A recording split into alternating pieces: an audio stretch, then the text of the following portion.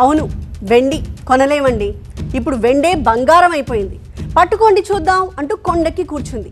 ఈ 5 ఏళ్లలోనే ఇంతింతై వటుడింతయ్యినట్టుగా డబల్ కాదు, ఏకంగా ట్రిపుల్ అయిపోయింది. ఇప్పుడు ధరలు పండుగ మూడ్లో కాదు, పేలుడు మోడ్లో ఉన్నాయి.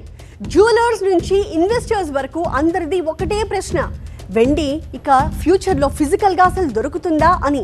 ఇంతకీ ఈ రేంజ్లో వెండి పెరగడానికి కారణాలేంటి?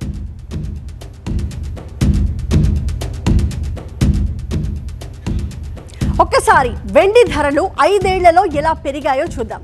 2020తో స్టార్ట్ చేద్దాం. 2025 ప్రస్తుతం వరకు మాట్లాడుకుందాం. ఫస్ట్ 2020లో చూస్తే 63,435 రూపాయలు కనిపిస్తుంది కదా. ఒక సంవత్సరం తిరిగేసరికి కొంచెం తగ్గింది, 62,572 రూపాయలు ఉంది. 2022కి వచ్చేసరికి ఇంకొంచెం తగ్గింది, 55,100 రూపాయలు ఉంది. ఇంకా ఆ తర్వాత 2023 నుంచి పైకి ఎగబాకడమే. 2023లో ఏకంగా 78,600 రూపాయలు, అంటే ఎంత పెరిగింది చూడండి, 23,500 రూపాయలు పెరిగింది ఒక్క సంవత్సరంలో. ఇక 2024కి వచ్చేసరికి 95,700 రూపాయలు, అంటే దాదాపుగా లక్షకి దగ్గరకు వచ్చింది. ఇక 2025 మనం మాట్లాడుకుంటే ప్రస్తుతం ఇవాళ రోజున దాదాపుగా 2 లక్షల రూపాయల వరకు చేరింది. ప్రస్తుతం ఇవాళ మనం మాట్లాడుకుంటే 1,86,000 చిల్లర ఉంది.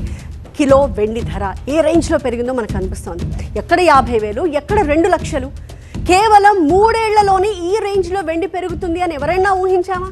2023లో కిలో వెండి కేవలం 55,000 ఉంది, కానీ ఇప్పుడు దాదాపు 2 లక్షలకు చేరుకుంది. ఇంతలా వెండి ధరలు పెరగడానికి కారణం ఒకే ఒక్కటి: డిమాండ్కి తగ్గ సప్లై లేకపోవడమే. బంగారానికి మించిన డిమాండ్ ఇప్పుడు వెండికే ఉంది. ఎందుకు అంటే దానికి 1,00,000 కారణాలు చెప్తూ ఉన్నారు మార్కెట్ నిపుణులు. ఒకప్పుడు వెండి అంటే కాళ్ల పట్టీలు, ఆభరణాలు, కంచాలు, గ్లాసులు. కానీ ఇప్పుడు వెండి అంటే ఫోన్లు, సోలార్ ప్యానెల్స్, ఎలక్ట్రానిక్ గూడ్స్, ఇవన్నీ అన్నమాట. సో వెండి ఇప్పుడు కేవలం ఒక లోహం మాత్రమే కాదు, అది పెట్టుబడుల్లో కూడా, పరిశ్రమల్లో కూడా, అన్నింటిలోనూ హాట్ కమోడిటీనే. గ్లోబల్గా వెండి వినియోగం పెరుగుతున్నా ఆ స్థాయిలో ఉత్పత్తి మాత్రం జరగట్లేదు. 2025లో వెండి ఉత్పత్తి దాదాపు ఎలా జరిగిందంటే 70% ఇతర లోహాల మైనింగ్లో అది కో ప్రొడక్షన్ మెటల్గానే మనకు కనిపిస్తోంది. అంటే వెండి కోసం ప్రత్యేకంగా మైనింగ్ చేయరు. సీసం, జింక్, బంగారం, కాపర్ వంటి వాటిని తవ్వే టైంలో వెండి కూడా లభిస్తుంది. అందుకే వెండి సప్లై చాలా తక్కువగా ఉంటుంది. ప్రపంచంలోనే వెండి వినియోగంలో అగ్రగామి దేశం ఏంటి అంటే మన భారతే.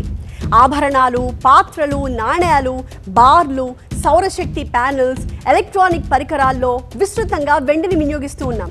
80% కంటే ఎక్కువ వెండి దిగుమతి ద్వారానే వస్తోంది. అంతేకాదు వెండి రేట్లు పెరగడంతో రికార్డ్ స్థాయిలో ఈటీఎఫ్లు, అలాగే వ్యక్తిగత పెట్టుబడులు కూడా పెరిగాయి. వచ్చే ఏడాది నుంచి వెండి కొరత భారీగా ఉంటుంది అని నిపుణులు అంచనా వేస్తూ ఉన్నారు. వెండి ఈ రేంజ్లో పెరగడానికి కారణం రికార్డ్ స్థాయిలో సిల్వర్ని పారిశ్రామికంగా ఉపయోగించడమే. దాదాపు 60% పైగా వెండి పరిశ్రమల్లోనే వినియోగిస్తూ ఉన్నాం. అందుకే భవిష్యత్తులో ఫిజికల్గా వెండి దొరకడం కష్టతరం కావచ్చు అంటున్నారు నిపుణులు. ఎందుకు కష్టం అంటే కొన్ని కారణాలు ఉన్నాయి.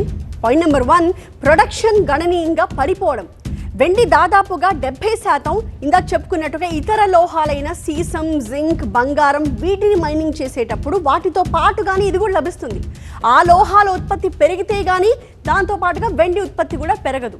ఇక పాయింట్ నెంబర్ 2, మైనింగ్ ప్రాజెక్టుల ప్రారంభం చాలా తక్కువ. ప్రత్యేకంగా వెండి కోసమే అని చెప్పి మైనింగ్ చేయాలి అంటే దానికి చాలా పెట్టుబడులు అవసరం అవుతాయి. అలాగే అనుమతులు, పర్యావరణ క్లియరెన్స్లు ఇవన్నీ కూడా కావాలి.